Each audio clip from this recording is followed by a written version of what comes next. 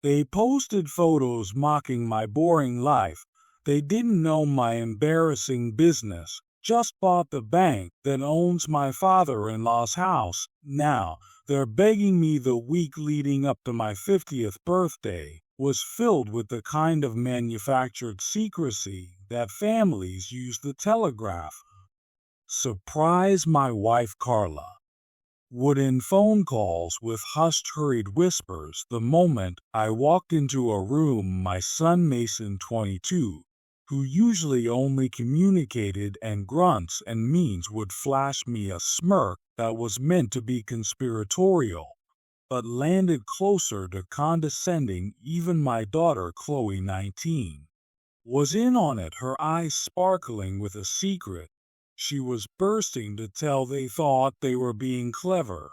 There was being loud. Just you wait, Dad, Chloe said, bouncing on our toes as I came in from the garage, my hands smelling of motor oil and steel. Something big is coming.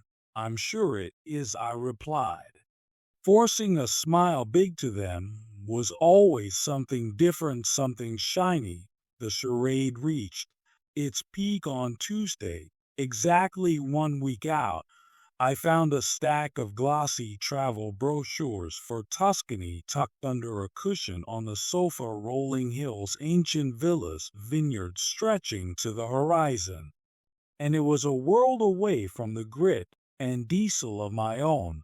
I didn't think much of it until I saw Carla's phone light up on the kitchen counter. Attacks from her father Arthur. Does he suspect anything? I stood there for a long moment, the hum of the refrigerator filling the silence. I didn't pick up the phone. I didn't confront her ideas. Watch the screen go dark, taken a message with it. For 25 years, I'd chosen to be the man who didn't look, the man who trusted it. He had become a habit, comfortable blindness, a warlike, a well-worn jacket. Later that evening, Arthur called. You never call me directly, unless one of his anti-clocks had stopped ticking, or his imported irrigation system was on the fritz. Leland, he boomed his voice, using the practiced charm of old money.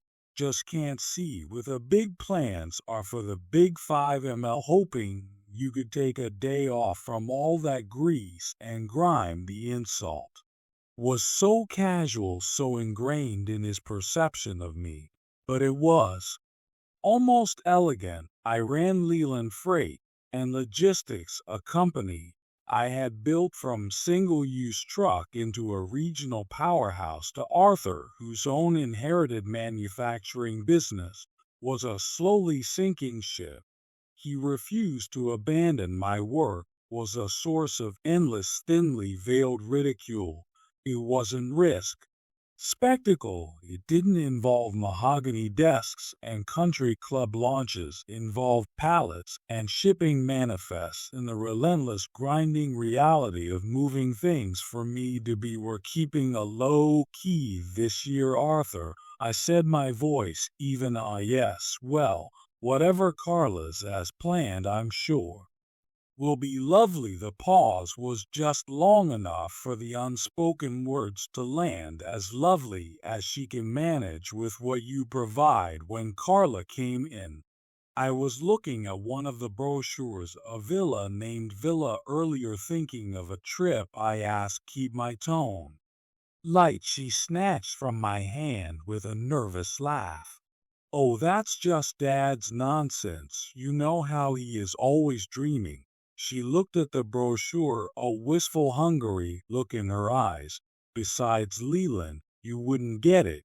It's sophisticated. There was again the quiet little cut, the implication that my world was too small, my mind to say simple, to appreciate the finer things, the things our father had given her, the things she felt I couldn't. She didn't know that I saw the final demand letters from his suppliers that he tried to hide. She didn't know that sophistication was a currency they could no longer afford. And she certainly didn't know that my grease stains business was the only thing thing keeping their polished world from shattering into a million pieces. A letter believe rely a letter think I was blind. It was easier that way or so. I had told myself for years. The folder was buried 3 levels deep on my office server, protected by password. There was a string of shipping container identification number is it was labeled simply our finances. Inside was the story of the last decade told in spreadsheets and scan loan documents, the story of how I saved my father-in-law. It had happened 10 years ago. Arthur's company, a legacy textile mill he'd inherited, was bleeding cash. Bad invests meant a failure to modernize, and his own lavish spending had brought it to the brink of bankruptcy. He'd come to me, not as a son-in-law, but as a last resort. His pride was a tangible thing in the room, a third person sitting at the table, brittle and resentful. He'd ask for a loan. He called it an investment, a temporary liquidity solution, and it was a bailout. I wrote him a check for $500,000 for my personal savings. It was money I had earmarked for a major fleet expansion. It was money I'd earned through 16-hour days and sleepless nights worrying about fuel costs and driver schedules. I gave it to him because I loved his daughter, and I knew the shame of his failure would crush her. The loan was never formally documented beyond a simple promissory note he signed with a flourish as of doing me a favor. It was never mentioned again. It was certainly never repaid. My sacrifice didn't buy me respect. He bought me either contempt. It was the quiet, unspoken agreement that my money was common, something to be used, while his name, his bloodline, was something to be revered. My success was a tool to maintain the illusion of it. Now sitting my queen functional office overlooking the bustling logistics yard, the honey was a bitter taste in my mouth. My assistant Maria buzzed me through the intercom. Mr. Leland, the reps from Apex Global or Online One, they're ready to talk numbers on the West Coast distribution contract. Patch them through. Maria, thank you. I strained my tie. This was a 7-figure deal, game changer that would make Leland Freight the dominant player in the tri-state area. I was respected here. My opinion mattered here. I wasn't a guy who smelled of diesel. I was the architect of a multi-million-dollar enterprise. Leland, darling. Carla's voice cut through my thoughts. She hadn't waited for Maria to announce her. Just use the private line I'd given her for emergencies. Carla, I'm in the middle of something. I know, you're always in the middle of something. She sighed, the martyrdom thick her voice. But the caterer for garden party next month needs a deposit, and he won't take the Amex. Can you handle it? The garden party, her mother's annually go fast an event I detested, where Arthur's friends would pat me on the shoulder and ask me how the trucking business was going. I have the Apex Global team on the other line. I saw my voice tight. This is a multi-million-dollar contract. Well, this is a $5,000 deposit, and my mother would be devastated if we lose him. It'll just take a second. There was no argument to be had. My world, the one of consequence and commerce, had a pause for hers, the one of canopies and social standing. Up at Apex on hold. Transfer the money and return to the call, feeling like a stranger in my own skin after I closed the deal. A landmark success. I didn't see beady per usual, sir, to victory. I just felt tired. I swiveled in my chair and opened the Our Finances folder again. I looked at the original $500,000 loan. Then I opened another file. A running tally of all the smaller bailouts over the years the country club do. I covered the property taxes on their sprawling, decaying home, the emergency fund for Carlos' shopping trips. The total was staggering. It was a monument to my own invisibility. I become nothing more than a walking, breathing bank account, a foundation they built their lives upon without ever now challenging its existence. In the bitterest truth of all settled in my gut, they hadn't just forgotten the foundation was their fifth starter is enough for being so plain, so sturdy, so utterly devoid of the glamour they craved. They stood on my shoulders and complained that the view wasn't good enough. My 50th birthday began at 4:30 a.m. with a phone call that had nothing to do with celebration. A freak ice storm in the mountains had caused a 20-vehicle pileup, and my trucks were involved. It's a complete shutdown. Lee, my night shift dispatcher, said, his voice tinny and strained. The whole past is closed. We've got perishable goods, time-sensitive medical supplies. It's a nightmare for the next 12 hours. I was in crisis mode. I didn't have time to think about my age, about cake or presents. I was coordinating with emergency services, rerouting 24 other shipments, and reassuring frantic clients. This was my world, a world of urgent, tangible problems that required immediate practical solutions. Around 5 p.m., with the worst of the crisis managed, I finally called Carla. I said, the exhaustion evident in my voice. It's been a hell of a day. I'm just leaving the office. Now I might be a little late for the surprise. There was a strange pause. On an outright no. That's fine, Leland. Take your time. Really no rush at all. She sounded distracted, almost relieved. It should have been a red flag, but I was too tired to see it. I just wanted to go home. I imagine a house full of people. The lights, the noise, even though I surprise parties, the thought of being celebrated, of being the center of their attention for just one night, was a comforting one. I pulled into the driveway at 6:47 p.m. The first thing I noticed was the darkness. No extra cars lined the street. The house itself was a silhouette against the twilight sky. Everyone don't dark. A flicker of unease went through me. Maybe they were hiding inside, waiting for me to open the door for the big surprise. I turned my key, and the lock, the silence that met me was absolute. It was a heavy, suffocating quiet that felt wrong below. I called out, my voice echoing, and for where nothing. A walk through the downstairs rooms, flipping on lights. The kitchen was spotless, the living room tidy. There was no sign of a party in preparation. No balloons, no cake on a counter, just a profound, unsettling emptiness of a house that should have been for my niece. Curdled into a key. Soldier it. I check my phone. No missed calls, no tax. I call Carla straight to voicemail.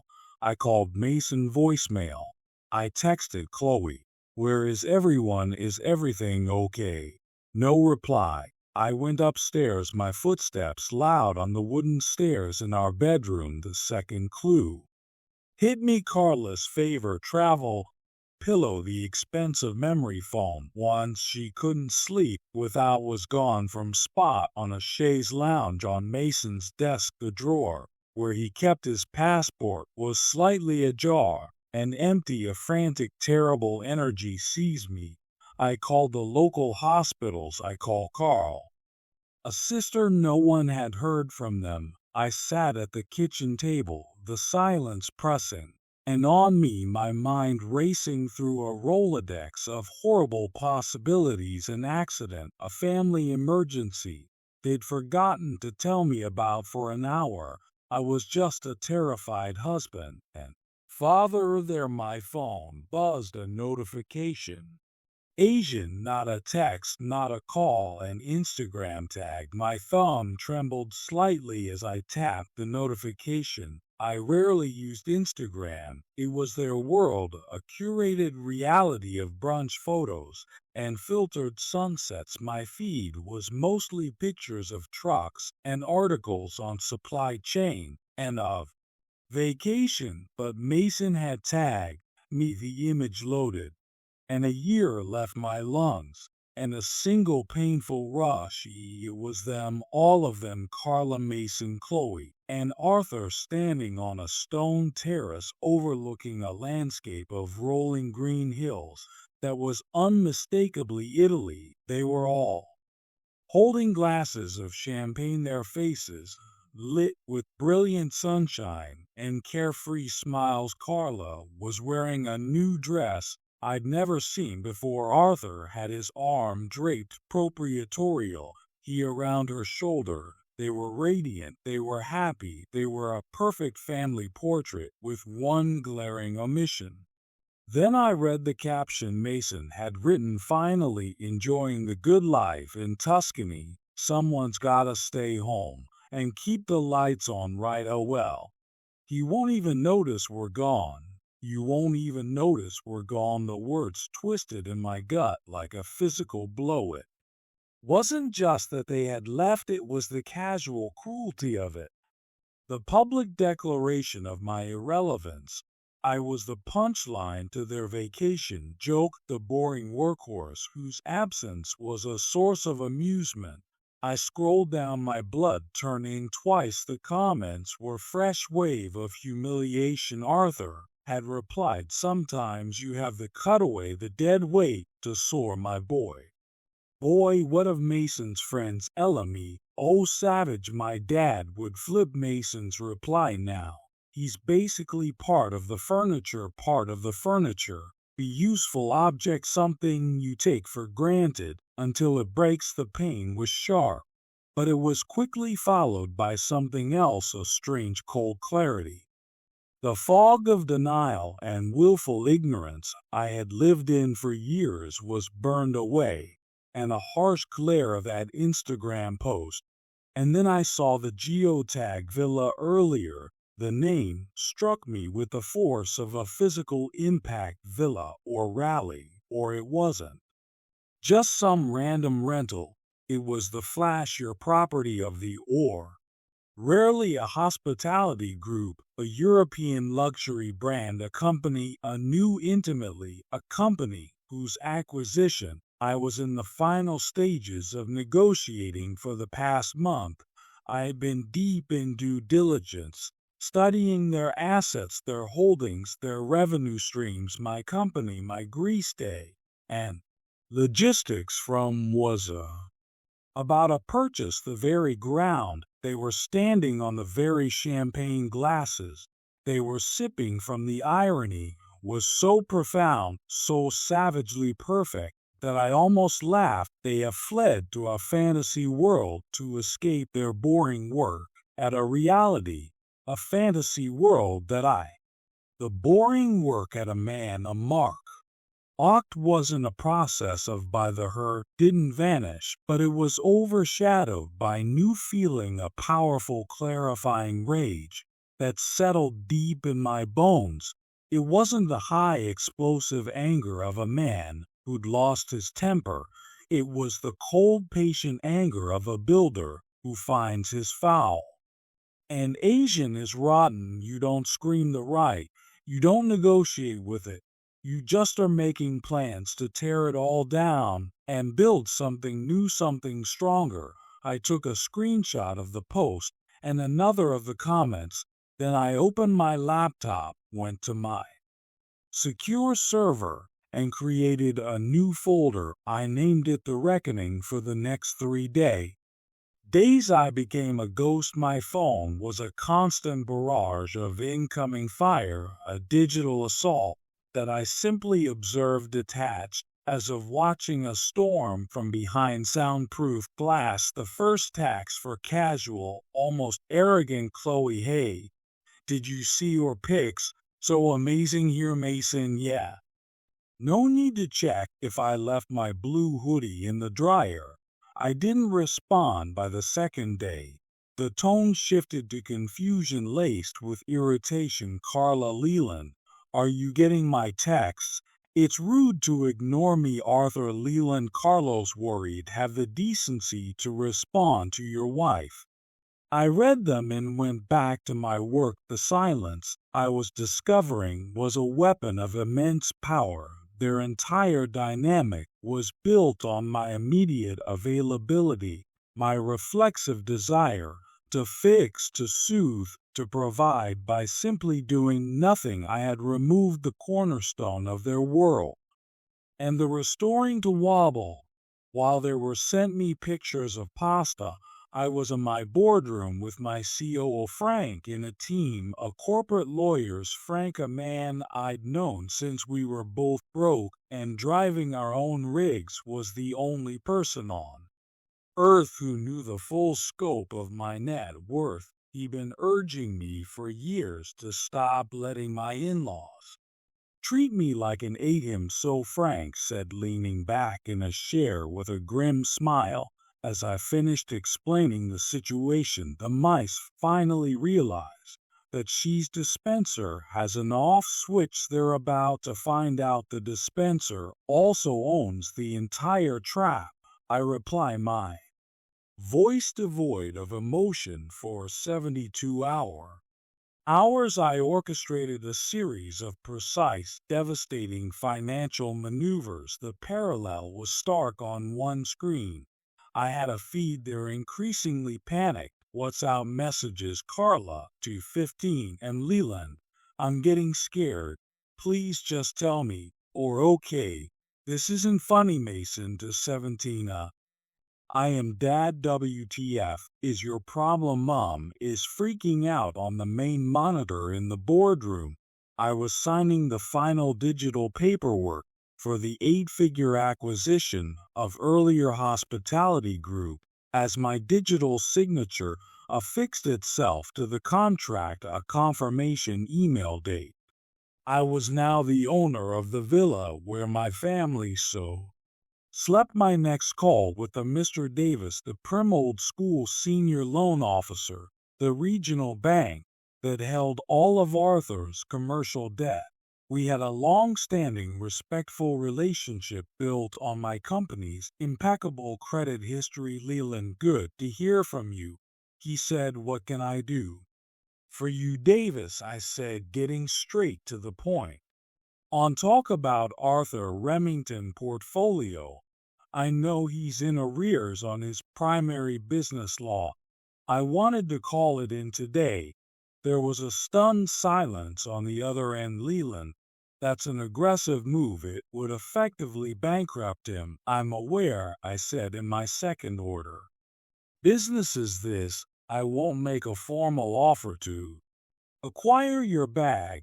If the first request stand him, the second one knock the air out of him. He stammered, confused. Leland, we're not for sale. Everything is for sale, Davis, I said calmly. And Leland Freight new investment division is prepared to make an offer at a 30% premium over your current market cap. It was Asian. The offer is contingent on the immediate termination of Arthur Remington credit lines. You have 1 hour to discuss it with your board. I hung up, my heart hammering now with fear, but with a terrible, thrilling sense of power. This wasn't about revenge, not entirely. It was about correction. It was about rebalancing a set of scales that have been tipped against me for decades. While they were living a fantasy I was paying for, I was methodically, quietly buying their reality right out from under them. The last message that came through before I shut my phone off for the night was from Chloe. It was a tearful voice note. Daddy, I'm sorry. We shouldn't have done this. Pleases can get us. It was the only one that gave me pause. But then I looked at the screenshot of her smiling champagne glass and hand standing next to her grandfather, and I let the call go unanswered. Some lessons I realized couldn't be taught how to be bought and paid for.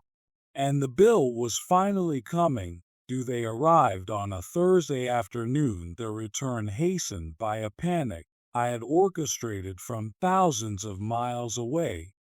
I watched from the living room window.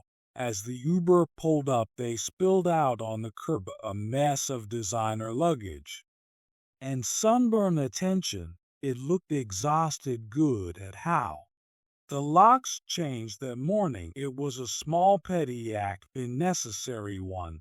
There would not be allowed to simply walk back into this house, into my life, as if they had just returned from a trip to the grocery store. They would have to knock, they would have to wait, there would have to be let in. I heard the key scrape, and a new lock. A pause. A jiggle, then Carla's frustrated sigh. Mason muttered something I couldn't hear. Finally, the doorbell chimed, a polite, deferential sound that was completely at odds with the storm that was about to break.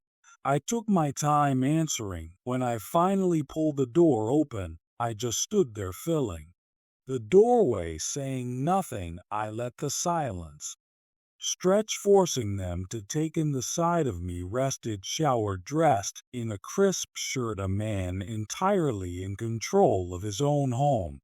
They try to manufacture a casual reunion. Leland, oh my God.